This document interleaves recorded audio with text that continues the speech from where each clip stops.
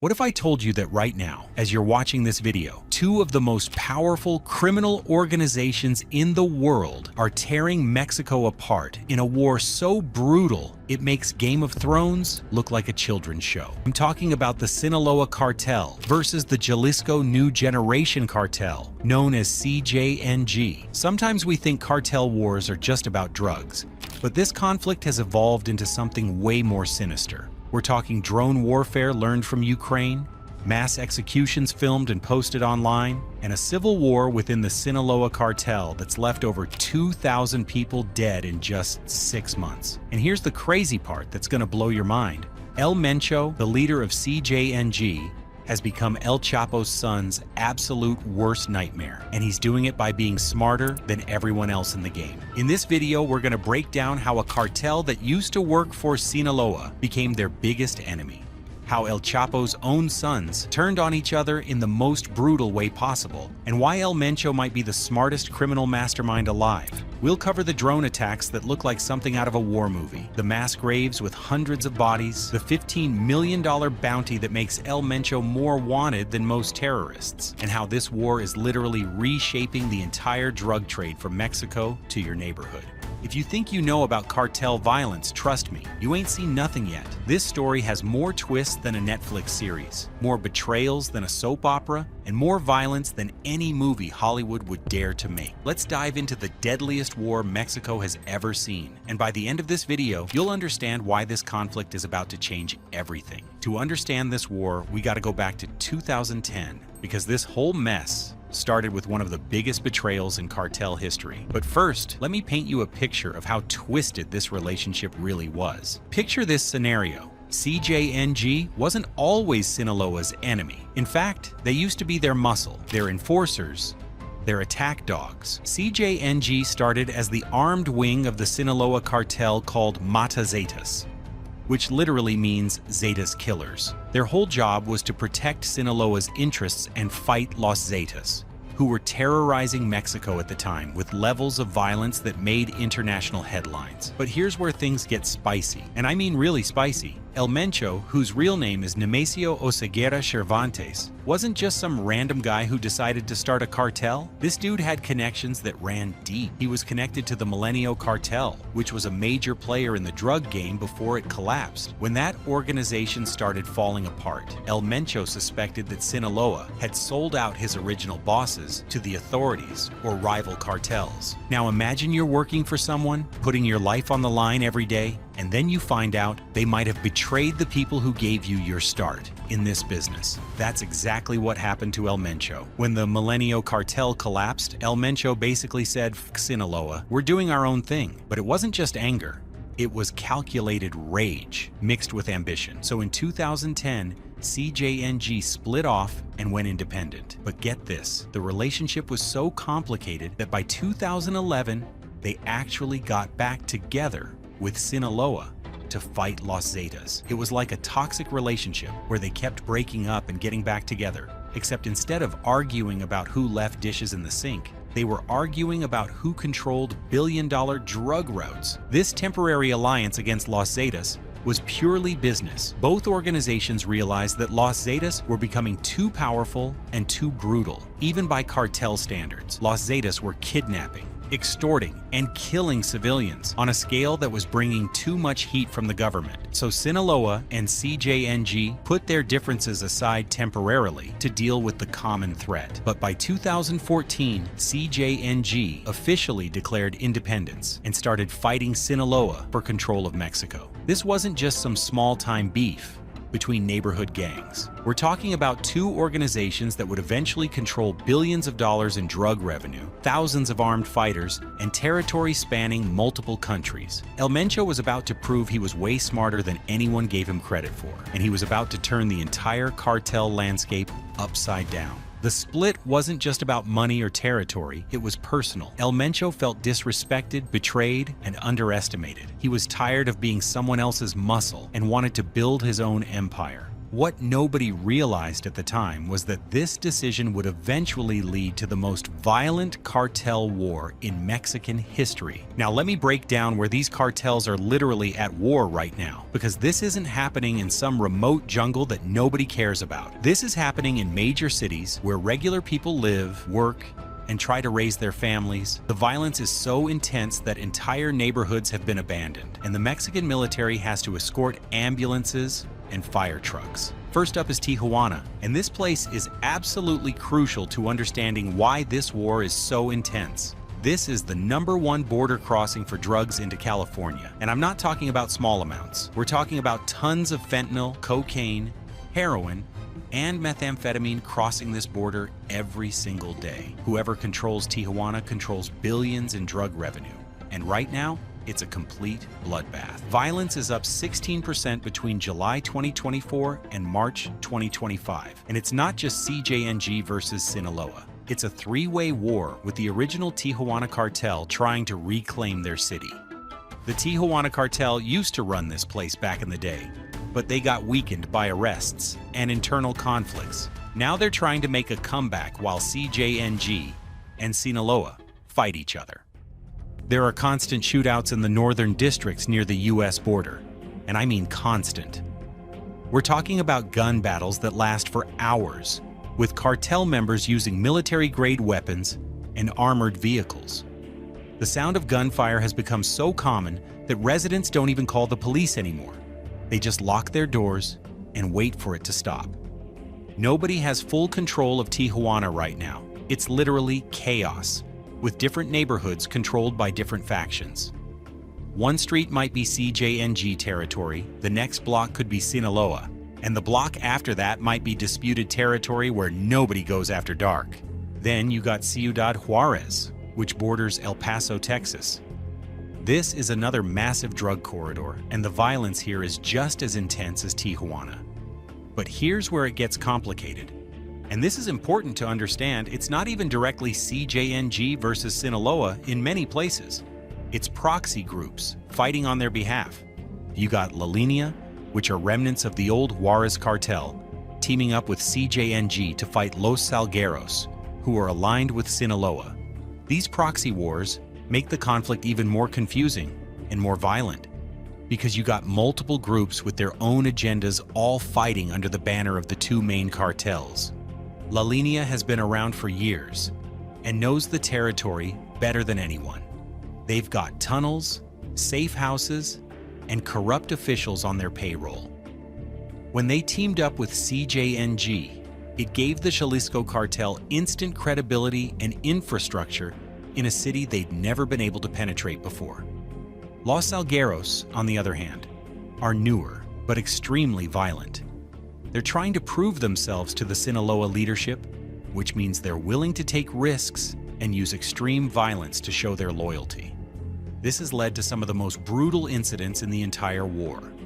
But the real game changer is Zacatecas, and this is where El Mencho's strategic genius really shows. This state is in central Mexico, which means whoever controls it controls drug routes going north to the US, south to Central America, east to the Gulf of Mexico, and west to the Pacific. It's like controlling the hub of a wheel. Everything flows through here. And here's where things get really interesting. The Gulf Cartel switched sides. Originally, it was Sinaloa versus CJNG, but now it's CJNG plus the Gulf Cartel versus Sinaloa. This alliance shift completely changed the balance of power in central Mexico. The Gulf Cartel's decision to switch sides wasn't random. They saw that Sinaloa was getting weaker due to arrests and internal conflicts, while CJNG was getting stronger and more organized. It was a calculated business decision. They wanted to be on the winning side. In March 2025, Los Metros, which is a Gulf Cartel faction, was seen operating armored vehicles in Zacatecas, supporting CJNG operations.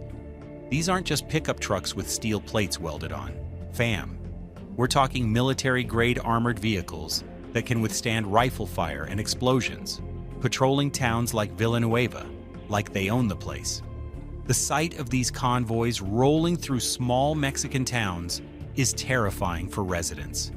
Imagine looking out your window and seeing a convoy of armored vehicles with heavily armed men in military gear driving down your street. That's the reality for thousands of people in Zacatecas right now. Down in Chiapas, near the Guatemala border, both cartels are fighting for control of migrant smuggling routes and drug corridors from Central America. This is where cocaine from Colombia enters Mexico, and it's also where thousands of migrants from Central America cross into Mexico on their way to the U.S. There was a massive surge in violence in Chiapas as both cartels tried to control these lucrative routes. Migrant smuggling has become almost as profitable as drug smuggling, with cartels charging thousands of dollars per person to guide migrants through Mexico. But then something weird happened. Violence dropped 51% between July 2024 and March 2025. Why did the violence drop? Because CJNG might be playing the long game, waiting for Sinaloa to weaken itself in the Civil War before making a major move in Chiapas. This is strategic patience at its finest. Instead of wasting resources fighting for territory now, El Mencho is waiting for the perfect moment to strike when his enemies are at their weakest. Nayarit is literally the border between Sinaloa State to the north and Jalisco State to the south. It's like the DMZ between North and South Korea, except instead of soldiers, you got cartel gunmen on both sides watching each other. This state has always been contested territory, but surprisingly, violence has been lower than expected as of March to 2025. The reason for the relatively lower violence in Nayarit might be that both cartels are focusing their resources on more strategic battles elsewhere. It's also possible that they've reached some kind of unofficial understanding about how to divide the territory, at least temporarily. And don't sleep on Colima, where Manzanillo Port is located. This is one of the biggest ports in Mexico, and it's absolutely crucial to the drug trade. This is where cocaine from South America arrives on cargo ships, hidden in legitimate shipments. It's also where fentanyl precursors from China come in, disguised as industrial chemicals. Whoever owns the port owns the supply chain, and both cartels are fighting tooth and nail for control. The battle for Manzanillo isn't just about territory. It's about controlling the flow of drugs from their source to the streets of America. The cartel that controls this port can dictate prices, control quality, and decide which routes the drugs take through Mexico. Recent developments in Sonora and Chihuahua show how the Sinaloa Civil War has created opportunities for other groups. Violence spiked when the internal Sinaloa conflict spilled over into these states, and local cartels took advantage of the chaos to grab territory and settle old scores. In Sonora, independent cartels that had been suppressed by Sinaloa for years suddenly found themselves with opportunities to expand. When Sinaloa fighters were pulled back to deal with the Civil War, these smaller groups moved in to fill the vacuum. Now here's where everything gets absolutely insane, and I mean insane. July 25th, 2024. This date changed everything in the cartel world and set off a chain of events that's still playing out today. Joaquin Guzman Lopez, one of El Chapo's sons, did something that nobody saw coming, something so shocking that it sent shockwaves through the entire criminal underworld. He kidnapped Ismael El Mayo Zambada, his father's longtime partner and co-leader of the Sinaloa cartel. But this wasn't just any kidnapping.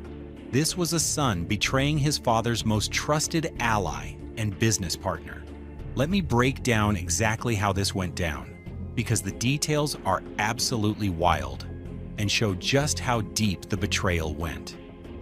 Guzman Lopez called El Mayo and told him they were going to meet with politicians and look at some real estate. This sounds innocent enough, right? Just a business meeting between cartel leaders and corrupt officials. The kind of thing that happens all the time in Mexico. El Mayo, who's been in this game for decades and survived countless attempts on his life, showed up to what he thought was a routine meeting. But when he arrived, he saw a bunch of armed men in green military uniforms. At first, he probably thought these were corrupt military officials who were part of the meeting. After all, cartels regularly meet with corrupt government officials. But then, everything went wrong. These armed men entered through a removed window, grabbed El Mayo, put a bag over his head, zip-tied his hands behind his back, gave him sedatives to keep him quiet, and flew him to a private airfield in El Paso, Texas. U.S. authorities were waiting on the tarmac, like they knew exactly when the plane would arrive. Both El Mayo and Guzman Lopez were arrested. But here's the thing. Guzman Lopez had clearly made a deal with U.S. authorities beforehand.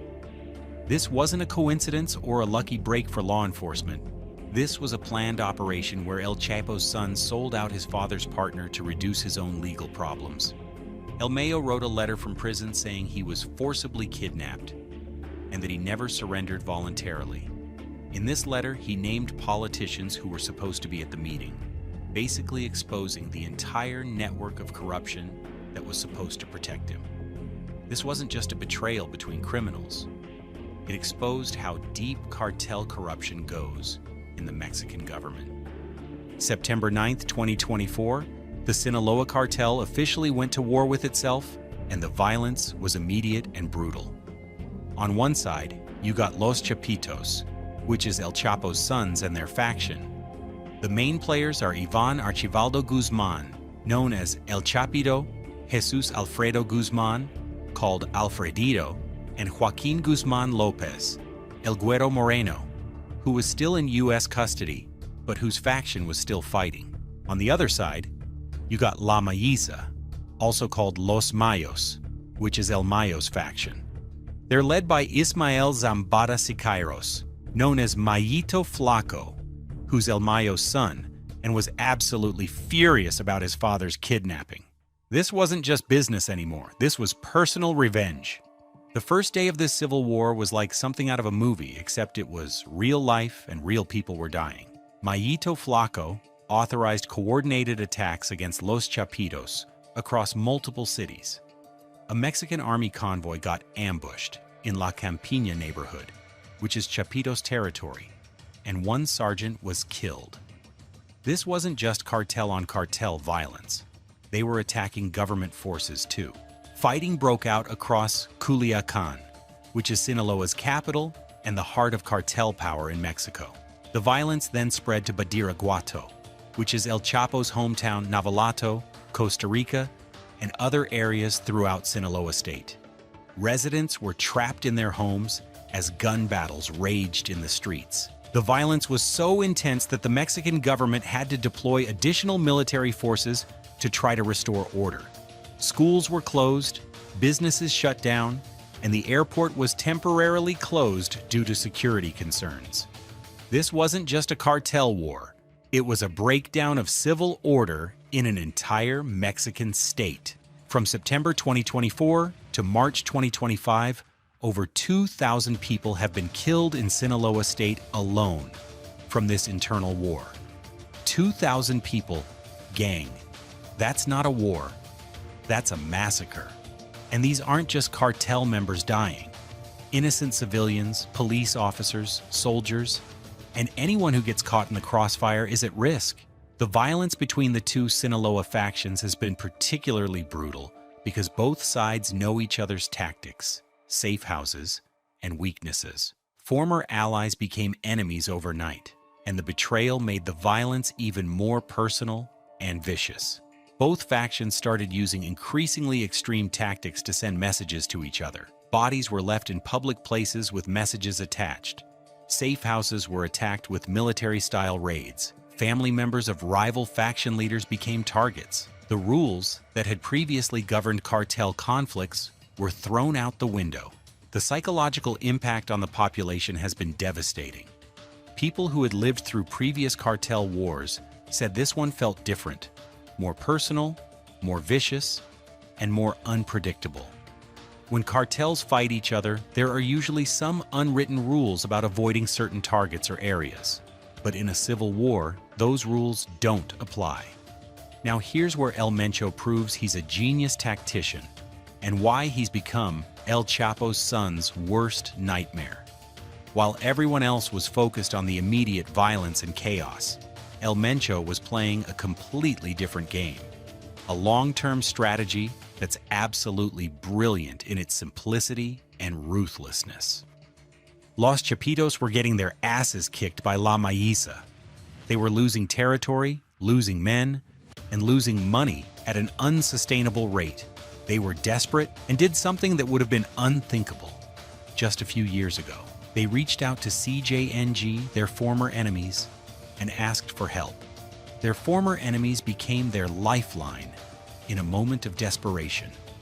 And El Mencho, he said yes. But here's the catch, and this is where his genius really shows. He's not going all in. He's not committing his entire organization to help Los Chapitos win their civil war. Instead, he's playing both sides like a chess master who can see 20 moves ahead. In June 2025, photos surfaced that shocked the cartel world. CJNG and Chapitos members were posing together in front of the Letras monument in Cacalotan, Sinaloa. These are the same people who had been trying to kill each other for years, now posing for photos like they're best friends. The next day, graffiti appeared showing IAG, which stands for Ivan Archivaldo Guzman, El Chapito, plus CJNG together. But the story gets even more interesting.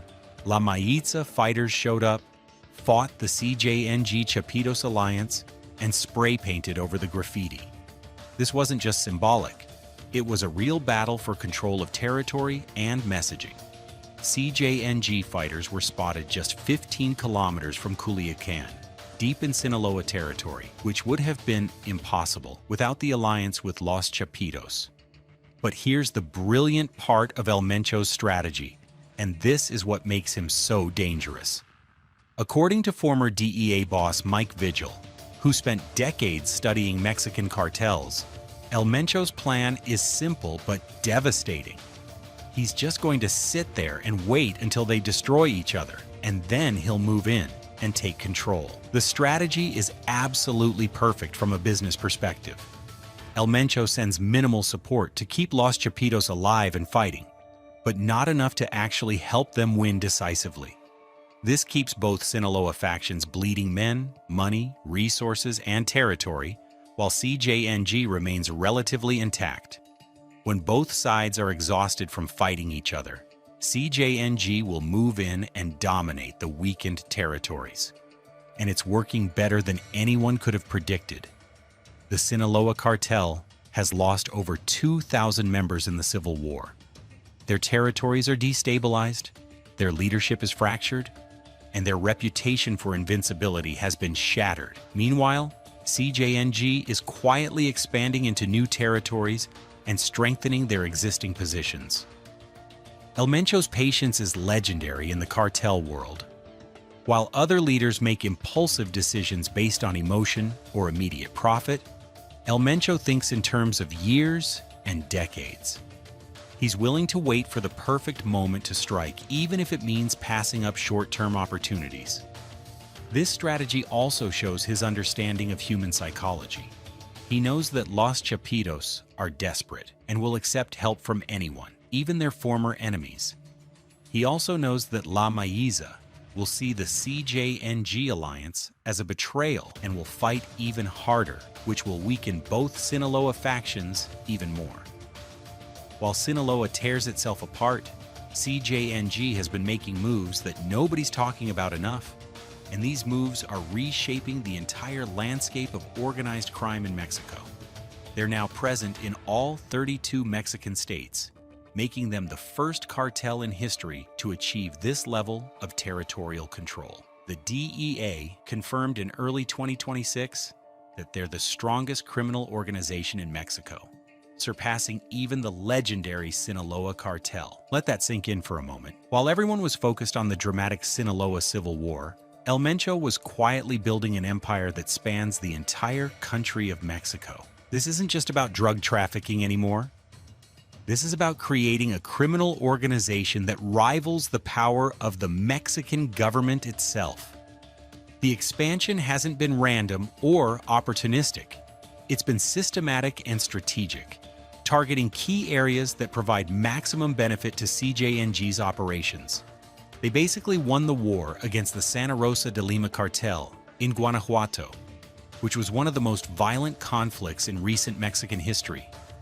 The Santa Rosa de Lima cartel specialized in fuel theft and extortion, but they couldn't match CJNG's resources and organization. In Michoacán, CJNG has expanded their control beyond just drug trafficking. They're involved in avocado farming, iron ore mining, and logging operations. This diversification makes them less dependent on drug revenue and gives them legitimate business fronts to launder money. They've also strengthened their position in Guerrero, which is crucial for opium poppy cultivation and heroin production. New conflicts are intensifying in Aguascalientes, Querétaro, and Tabasco, as CJNG moves into territories that were previously controlled by smaller, local criminal groups. These expansions aren't just about territory. They're about creating a network that can move drugs, money, and people across the entire country without interference from rivals. The speed of this expansion has caught law enforcement off guard. Traditional strategies for fighting cartels assume that criminal organizations are limited by geography, language, and local connections. But CJNG has proven that a well-organized and well-funded criminal enterprise can overcome these traditional limitations. What makes CJNG's expansion so successful is their business model, which is more sophisticated than anything the cartel world has seen before. Instead of just taking over territory through violence, they're offering partnerships to local criminal groups. They provide weapons, training, and access to international drug markets in exchange for loyalty and a percentage of profits. This franchise model allows CJNG to expand rapidly without having to physically occupy every territory with their own fighters. Local groups maintain day-to-day operations, while CJNG provides strategic direction and resources. It's like a criminal version of McDonald's, standardized operations with local management. The model also makes CJNG more resilient to law enforcement pressure. If authorities arrest local leaders, CJNG can quickly replace them or shift operations to other areas. The decentralized structure makes it much harder for law enforcement to disrupt the entire organization. Now let's talk about how these cartels fight, because this isn't your typical gang warfare anymore. We're talking about military-level tactics and technology that would make some national armies jealous. The evolution of cartel warfare has been rapid and terrifying, with innovations that are changing how criminal organizations operate around the world.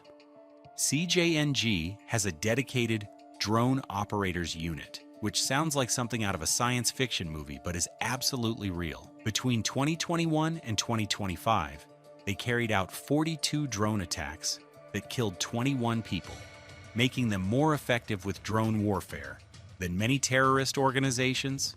They use FPV drones, which stands for first-person view, with explosives attached that can be guided with precision to specific targets. These aren't toy drones you can buy at Best Buy. Situations. They're not just copying old military strategies. They're using cutting-edge warfare techniques that are still being developed by national militaries. The weapons and equipment used by modern cartels would make most national armies envious. They've got armored vehicles called blindadas that are custom-built to withstand rifle fire and explosions. These aren't just pickup trucks with steel plates welded on. They're professionally engineered vehicles with ballistic glass, run-flat tires, and gun ports. Night vision equipment allows cartel fighters to operate effectively in complete darkness, giving them a huge advantage over law enforcement and rival groups that don't have the same technology. Military-grade weapons include assault rifles, machine guns, rocket-propelled grenades, and even anti-aircraft weapons in some cases. Encrypted communication systems ensure that cartel operations can't be monitored by law enforcement. These systems are often more sophisticated than what's used by local police departments, making it nearly impossible for authorities to intercept cartel communications. Underground tunnels represent some of the most impressive engineering projects undertaken by criminal organizations. These aren't just holes in the ground. They're sophisticated structures with ventilation systems, lighting, and rail systems for moving drugs and people. Some tunnels stretch for miles and include multiple entry and exit points. Submarines for transporting cocaine from Colombia represent the ultimate in criminal innovation. These aren't full-size military submarines, but semi-submersible vessels that can carry tons of drugs while remaining nearly invisible to radar and visual detection. Modern cartels operate more like military organizations than traditional criminal gangs. They have formal training programs, rank structures, and specialized units for different types of operations. New recruits go through boot camp-style training that includes weapons handling, tactics, and operational security. The level of organization rivals that of legitimate military forces. There are intelligence units that gather information on rivals, and law enforcement, logistics units that handle weapons and supply procurement, and financial units that manage the billions of dollars in revenue generated by cartel operations. But let's not forget the real victims here. Because while we're talking about strategy and tactics, real people are suffering and dying every single day. The innocent people caught in this war are experiencing levels of violence and terror that most of us can't even imagine. Civilians are being forced into recruitment in ways that are absolutely horrifying. Farm workers get kidnapped while working in their fields and are given a choice: join the cartel or die. Teenagers walking home from school are grabbed off the street and forced to become lookouts or drug runners. Entire families have fled their homes, leaving behind everything they've worked for their entire lives. The forced displacement has created a refugee crisis within Mexico that gets very little international attention. Thousands of families have abandoned their homes, businesses, and communities to escape the violence. They arrive in other cities with nothing but the clothes on their backs, trying to start over while living in constant fear that the violence will follow them. Houses get ransacked not just for valuables, but as psychological warfare. Cartels will destroy family photos, kill pets, and leave threatening messages to terrorize entire communities. Farm animals are killed or stolen, destroying the livelihoods of rural families who depend on livestock for survival. People just disappear, and their families never know what happened to them. The Mexican government estimates that over 100,000 people have disappeared in Mexico over the past decade, many of them victims of cartel violence. Families spend years searching for missing relatives, never knowing if they're alive or dead. In March 2025, authorities discovered something that shocked even experienced investigators who had seen decades of cartel violence. A CJNG training camp at the Izaguirre Ranch in Tuchitlan, Jalisco, contained hundreds of skeletal remains scattered across the property. Clothing, shoes, and personal belongings were everywhere, creating a scene that looked like a mass grave from a genocide. This place wasn't just a training camp. It was an execution site where CJNG killed their own recruits who defied orders, tried to desert, or were suspected of being informants. The discovery revealed the internal brutality of cartel operations, showing that even cartel members themselves are victims of the violence. The psychological impact on investigators and local residents was severe. Many of the investigators required counseling after processing the scene. Local residents reported nightmares and anxiety attacks after learning what had been happening so close to their homes. The impact on children has been particularly devastating. Schools in conflict zones have been forced to close repeatedly due to violence. Children suffer from post-traumatic stress disorder at rates comparable to war zones. Many have witnessed executions, gun battles, or the disappearance of family members. Child recruitment by cartels has become a major problem, with organizations using children as young as 10 years old as lookouts and drug runners. These children are often from poor families who are offered money they desperately need, making it difficult for parents to refuse even when they know the dangers. Educational opportunities have been severely limited in many areas, creating a generation of children who have missed years of schooling due to violence. This creates a cycle where young people have few legitimate opportunities and become more vulnerable to cartel recruitment. Both sides use extreme violence not just to eliminate enemies, but as psychological warfare designed to terrorize entire populations. The messages sent through these acts of violence are carefully calculated to create maximum fear and demonstrate power. June 24, 2025, represents one of the most shocking examples of this psychological warfare. 2 suspected turncoats were executed, and their bodies were hung from a highway bridge in Caminero, Macorito, Sinaloa, with narco messages attached that detailed their alleged crimes and served as warnings to others who might consider betraying their cartel. The location was chosen specifically for maximum impact. This highway bridge is used by thousands of commuters every day, ensuring that the message would be seen by as many people as possible. The bodies were left hanging for hours before authorities could safely remove them, traumatizing everyone who saw them. July 4, 2025 brought even more horrific imagery when dismembered bodies were left on an overpass in San Blas, with heads placed on containers like some kind of grotesque display. The timing on Independence Day was intentional, designed to show that cartels have more power than the government, even on national holidays. March 3, 2025, saw the body of an alleged Chapitos member hung from arches in Potrerillos del Norte, accompanied by a message that detailed the victim's supposed crimes and warned others about the consequences of opposing La Mayiza. The public nature of these displays is designed to show that nowhere is safe from cartel justice. These acts of violence aren't random or impulsive. They're carefully planned communications designed to send specific messages to different audiences. For rival cartels, the message is about power and capability. For potential informants, it's about the consequences of betrayal. For the general public, it's about who really controls the territory. The level of brutality is often escalated specifically to outdo rival cartels and demonstrate superior ruthlessness. This creates a cycle where each act of violence must be more extreme than the last to have the same psychological impact. Social media has amplified the impact of these messages, with photos and videos spreading far beyond the immediate area where the violence occurred. Cartels have learned to use social media as a force multiplier, ensuring their messages reach the widest possible audience. The psychological warfare has also targeted law enforcement and government officials. Police officers have been killed, and their bodies displayed with messages warning other officers not to interfere with cartel operations. Government officials have received death threats accompanied by photos of previous victims.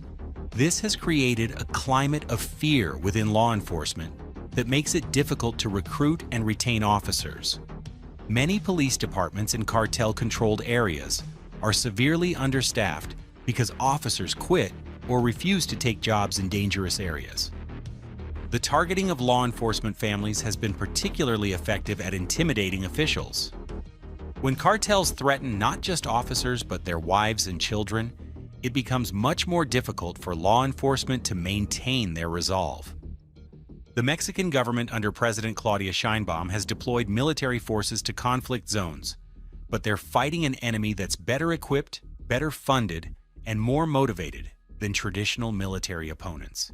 In January 2026 alone, they arrested 21 CJNG members in 10 days, but these arrests barely made a dent in the organization's operations. The challenge for the Mexican government is that they're fighting organizations that have unlimited funding, no rules of engagement, and no concern for civilian casualties. Government forces have to follow laws and procedures that cartels completely ignore, creating an inherent disadvantage in any confrontation. Military operations have had some success in disrupting cartel activities, but they've also led to increased violence as cartels fight back against government pressure. The deployment of military forces to civilian areas has created its own problems, with reports of human rights abuses and civilian casualties. The U.S. government designated both CJNG and the Sinaloa Cartel as foreign terrorist organizations in February 2025, which allows for enhanced penalties and expanded law enforcement powers. This designation puts these cartels in the same category as ISIS and Al-Qaeda, reflecting the level of threat they pose to international security. In June 2025, the U.S. Treasury sanctioned El Mencho plus 4 other CJNG leaders, freezing any assets they might have in the U.S. financial system and prohibiting American businesses from dealing with them. The $15 million bounty on El Mencho is the highest ever offered for a drug lord, exceeding even the bounty that was placed on Osama bin Laden. Between February and August 2025, Mexico extradited 55 cartel members to the U.S., including El Mencho's brother, Antonio. These extraditions represent increased cooperation between Mexican and U.S. law enforcement, but they've also led to increased violence as cartels try to prevent their members from being captured. Traditional law enforcement strategies have proven inadequate against modern cartels that operate more like military organizations than criminal gangs. Police departments designed to handle street crime are overwhelmed by organizations that have military-grade weapons and training. The corruption problem makes law enforcement efforts even more difficult. When cartel members know that police operations are being leaked by corrupt officials, it becomes nearly impossible to conduct successful raids or investigations. International cooperation has improved, but it's still limited by sovereignty issues and different legal systems. Evidence gathered in one country may not be admissible in another, and extradition processes can take years to complete. The arrest and conviction of key cartel leaders has provided insight into the scope and sophistication of these organizations, but it's also shown how resilient they are to leadership changes. El Mayo Zambada's arrest in July 2024 and guilty plea in August 2025 marked the end of an era for the Sinaloa cartel. Zambada had been a leader of the organization for decades and was considered one of the most powerful drug lords in history. His cooperation with U.S. authorities has provided unprecedented insight into cartel operations. Joaquin Guzman Lopez's arrest in July 2024 and guilty plea in December 2025 to drug trafficking and kidnapping El Mayo revealed the depth of internal betrayal within the Sinaloa organization. His cooperation agreement with U.S. authorities likely provided information that led to other arrests and operations. Ovidio Guzman Lopez, known as El Raton, was arrested in January 2023 and pled guilty in July 2025. His arrest led to massive violence in Culiacan as his supporters tried to free him, showing the level of loyalty and organization within cartel ranks. El Chapo himself has been serving a life sentence in U.S. prison since 2019, but his influence on the organization continued through his sons until the recent civil war tore the cartel apart. El Menchito, El Mencho's son, was sentenced to life plus 30 years in March 2025 and ordered to forfeit $6 billion. This sentence represents one of the largest financial forfeitures in U.S. history and shows the massive wealth generated by cartel operations. El Gaucho, El Mencho's son-in-law, pled guilty in June 2025 to money laundering charges. His cooperation with authorities has likely provided insight into CJNG's financial operations and money laundering networks. Jose Gonzalez Valencia, El Mencho's brother-in-law, was sentenced to 30 years in June 2025.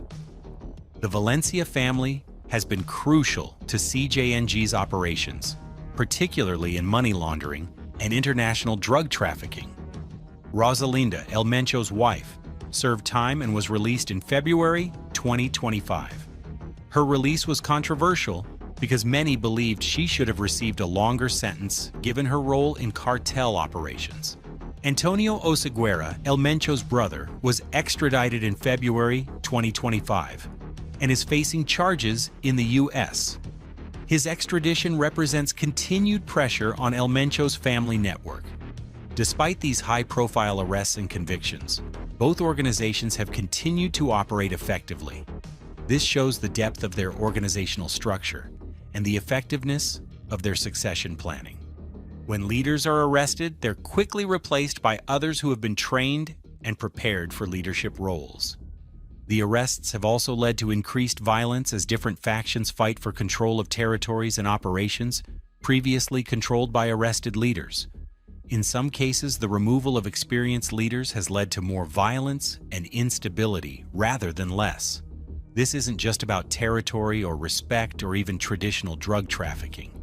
This war is about controlling a criminal economy that generates hundreds of billions of dollars annually and touches every aspect of society from Mexico to the United States and beyond. Both cartels are the main suppliers of fentanyl that's killing Americans at unprecedented rates. They get precursor chemicals from China, often through legitimate chemical companies that either don't know or don't care how their products are being used. These chemicals are then processed in sophisticated laboratories throughout Mexico using equipment and techniques that rival legitimate pharmaceutical operations. The profit margins on fentanyl are extraordinary. A kilogram of fentanyl that costs a few $100s to produce can be sold for hundreds of thousands of dollars on U.S. streets. The potency of fentanyl means that small amounts can be mixed with other drugs to create large quantities of product, maximizing profits while minimizing transportation risks. The fentanyl trade has also changed. Unlike cocaine or heroin, which require specific geographic conditions to produce, fentanyl can be manufactured anywhere with the right chemicals and equipment. This has made cartels less dependent on traditional drug-producing regions and more focused on controlling manufacturing and distribution networks. Both cartels have extensive operations in Colombia, working with paramilitaries and other criminal organizations to secure cocaine supplies. These relationships involve complex agreements about territory, transportation routes, and profit sharing that span multiple countries. The cocaine trade requires sophisticated logistics networks to move product from South American production areas to North American markets. This involves everything from submarines and aircraft to corrupt port officials and transportation companies. Massive methamphetamine laboratories throughout Mexico produce drugs that are distributed throughout North America.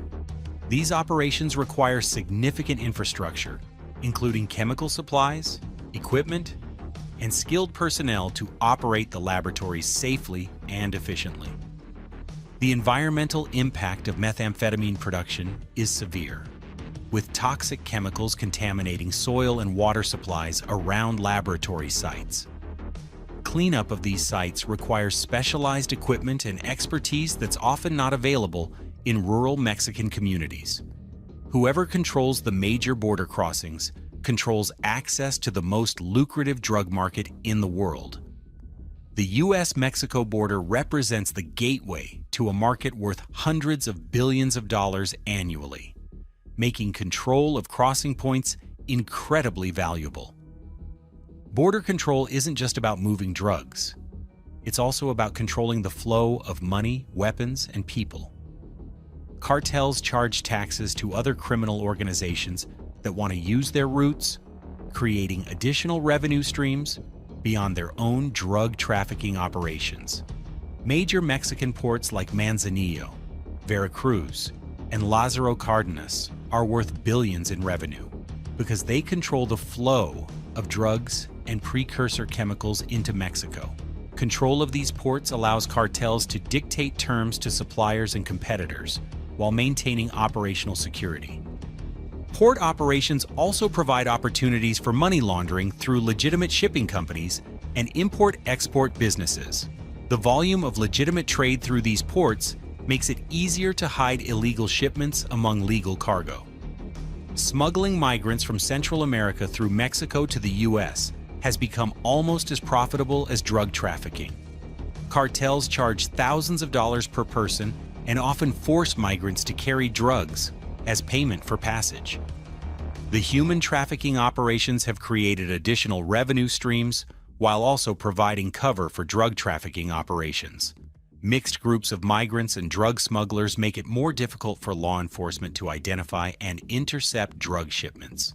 Side businesses like extortion and fuel theft provide steady revenue streams that help fund cartel operations during periods when drug trafficking is disrupted by law enforcement. These operations also help cartels maintain control over local populations and businesses. Fuel theft has become particularly lucrative, with cartels tapping into pipelines and stealing millions of dollars worth of gasoline and diesel fuel.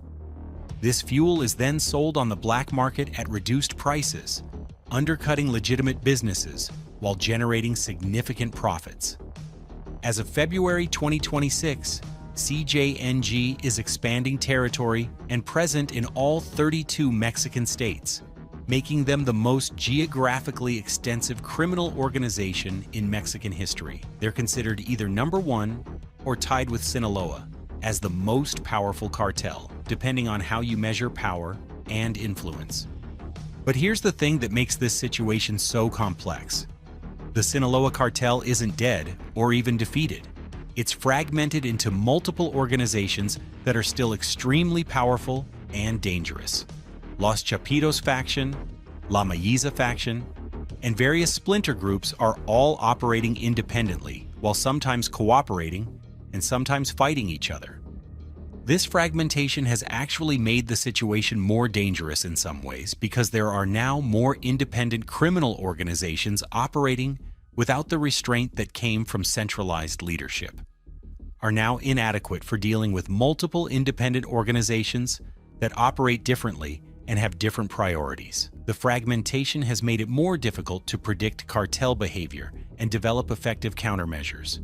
The impact on Mexican society has been severe, with violence spreading to areas that were previously relatively peaceful.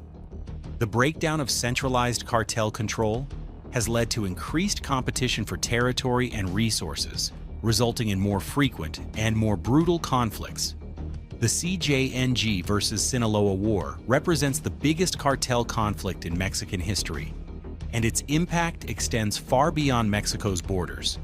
This conflict is responsible for tens of thousands of deaths, the destabilization of entire regions of Mexico, the fueling of the fentanyl crisis in the United States, and the evolution of criminal organizations into military-style forces that rival the power of national governments.